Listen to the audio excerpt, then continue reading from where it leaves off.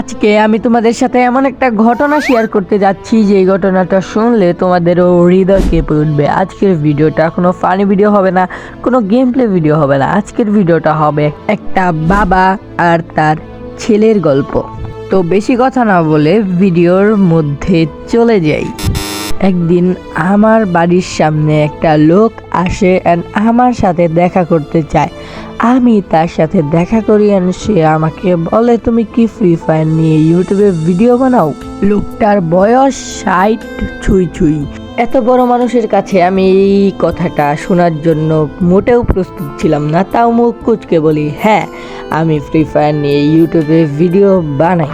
আমার ছেলে তোমার সাথে যোগাযোগ করতে বলে, কারণ আমি তো ফ্রি ফায়ার নিয়ে তো কিছু বুঝি না অ্যান্ড আমার ছেলে যা বলছে আমি তা বিশ্বাস করতেই পারছি না।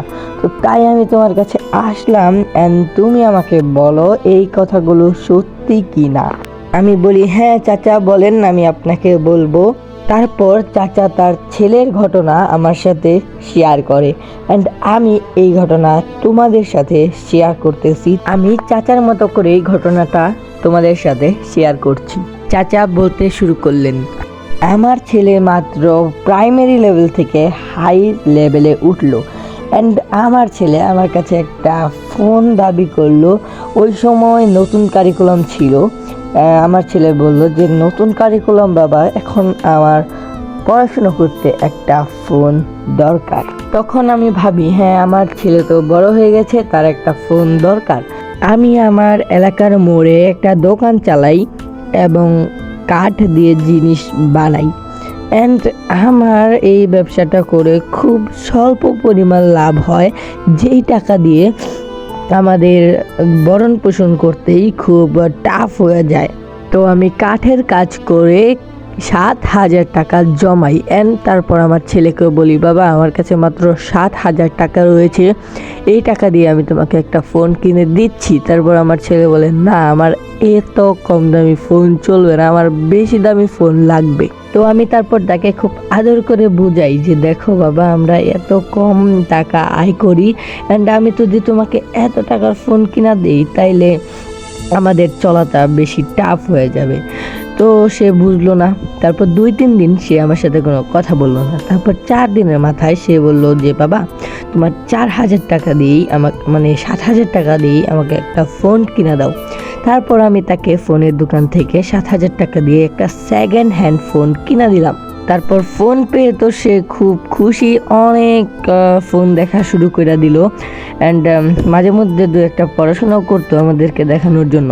আর ও ফোন পাওয়ার আগে আমি খেয়াল করেছি পাড়ার মোড়ে মাঠের কোনায় বসে বসে পোলাপানের মোবাইলে কি যেন দেখতো।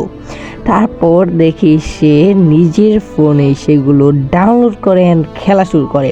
তারপর সে আমাকে বলে এই গেমটার নাম ফ্রি ফায়ার, এই গেমটা অনেক ভালো, এগুলো আমাকে বুঝ দেয়। ও রাত 1টা-1:30টা পর্যন্ত গেমস খেলতো আর তার বন্ধুদেরকে বলতো রিভাইভ দে, মার, তারপরে গ্লোয়াল মার। এগুলো আমার মুখস্থ হয়ে গেছে ওর কাছ থেকে শুনতে শুনতে। আচ্ছা এটা কোনো বিষয় না, বিষয় হলো আমি তাকে ফোন কিনে দিই। সেকেন্ড হ্যান্ড ফোন বেশি ভালো চলতো না। তারপর ফোনটা আস্তে আস্তে নষ্ট হয়ে যায় 1 বছরের মাথায়। তো তারপর সে আমার কাছে আরেকটা নতুন ফোন দাবি করে। আমি বলি, না এখন আমি তোমাকে কোনো নতুন ফোন দিতে পারবো না, তুমি এই ফোনটাই আবার রিপেয়ার করে ইউজ করো। তারপর সে বলে, না এই ফোনটা আমি ইউজ করব না। তারপর সে ঘরে যায় অ্যান্ড সেখান থেকে 7,000 টাকা বের করে আনে। বলে, এই দেখো তুমি বাবা, যে তুমি আমাকে 7,000 টাকা দিয়ে ফোন কিনে দিয়েছিলে, আমি এই ফোন দিয়ে 7,000 টাকা ইনকাম করে ফেলেছি। তারপর বাবা বলে, কিভাবে ইনকাম করলে তুমি এত টাকা? তারপর ছেলে বলল যে আমি যে গেমসটা খেলি এই গেমস খেলে অনেক বেশি টাকা ইনকাম করা যায়। তারপর ছেলে বলল যে তুমি যদি আমাকে নতুন ফোন কিনে দাও আমি অনেক বেশি টাকা ইনকাম করতে পারবো। তো আমি তাকে বলি যে দিব, কিন্তু আমার কাছে তো এত টাকা নেই। তারপর সে বলে, তুমি আমার 7,000 টাকা নেও অ্যান্ড আমার এই পুরান ফোনটা বিক্রি করে দাও অ্যান্ড যেমনি পারো আমাকে একটা ফোন কিনে দাও। তারপর আমি তার লাভ দেখে কিনতে রাজি হই।